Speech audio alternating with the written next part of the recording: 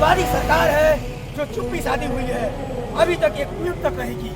आखिर ये सरकार चाहती क्या है? मणिपुर के बाद आज हरियाणा चल रहा है। हरियाणा में कौन सा करवा रहा है? हिंदू मुसलमान के झगड़े में आज हिंदू मारे जा रहे हैं। वहाँ कौन से हिंदू मारे जा रहे हैं?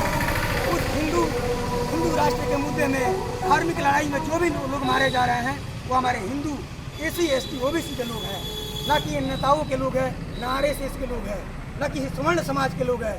ये स्वर्ण समाज के लोग जो हिंदू राष्ट्रवाद के मानसिकता के अपने क्रिया में लेकर हमारे समाज के नौजवानों को भड़काते हैं और भड़काकर इस देश के दंगों में ले जाते हैं और वहाँ पे उनके ऊपर गोलियाँ चलती है, वो मारे जाते हैं। तब ये कहते हैं हमारे ऊपर अत्याचार हो रहा है, हिंदू के नाम पर उसे दफना दिया जाता है। लेकिन हमारे देश के SC ST OBC समाज के नौजवानों को अभी तक समझ में नहीं आ रहा है, हमारे समाज के पढ़े लिखे नौजवानों को समझ में नहीं आ रहा है कि अगर उनको एक नौकरी मिल जाती है तो सिर्फ उनका इज्जत, अपना मान सम्मान बचाने से होता है। आज वो कलेक्टर बन जाते हैं तो 20 या 25 साल के बाद उन्हें जब कोई जातिवादी मानसिकता के लोग जब लाख जूता खिलाते हैं तो यही समाज के लोग उनको याद आते हैं, तब बोलते हैं कि हम SC ST समाज से आते हैं, हमारे ऊपर अत्याचार हो रहा है।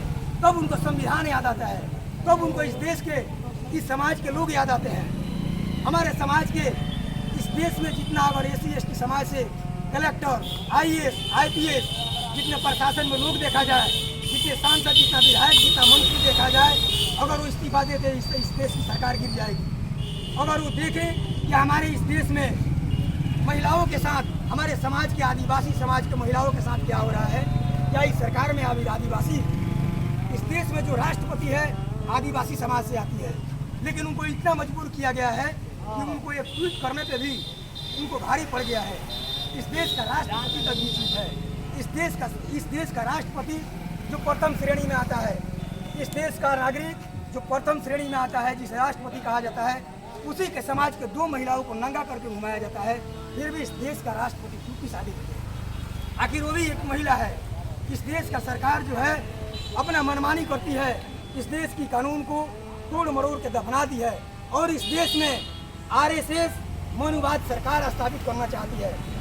इस देश में गीता, रामायण, महाभारत को लागू करना चाहती है, ताकि आज़ादी से पहले, इस देश में संविधान लागू होने से पहले जिस तरह से हमारे समाज की महिलाओं को नंगा करके घुमाया जाता था, कन्याकुमारी से कश्मीर तक हमारे देश के महिलाओं को स्तन ढकने का अधिकार नहीं था, हमारे समाज के लोगों को इस धरती पर चलने का अधिकार नहीं था, जिस नाली के पानी कुत्ता पी सकता था वो हमारे समाज के लोगों को पीने तक का अधिकार नहीं था।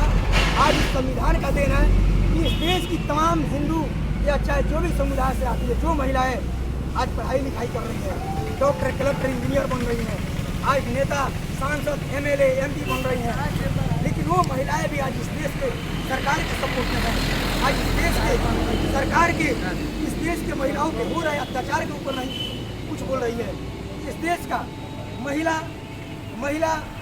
विभाग का जो मंत्री है, बाल विकास महिला मंत्रालय का जो मंत्री है, इस जो महिला का सुरक्षा का जो महिला डिपार्टमेंट का जो आती है, स्मृति ईरानी है, एक महिला होकर वो कुछ नहीं बोलती है, वो भी उल्टा बात करती है।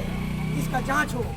ये 2 महिलाओं को आप नंगा करके घुमा देते हैं और पूरा देश उस दृश्य को देख रहा है, उस नग्न अवस्था को देख रहा है, उस वीडियो को लोग वॉच कर रहा है, वो वीडियो मिलियन में चल रहा है।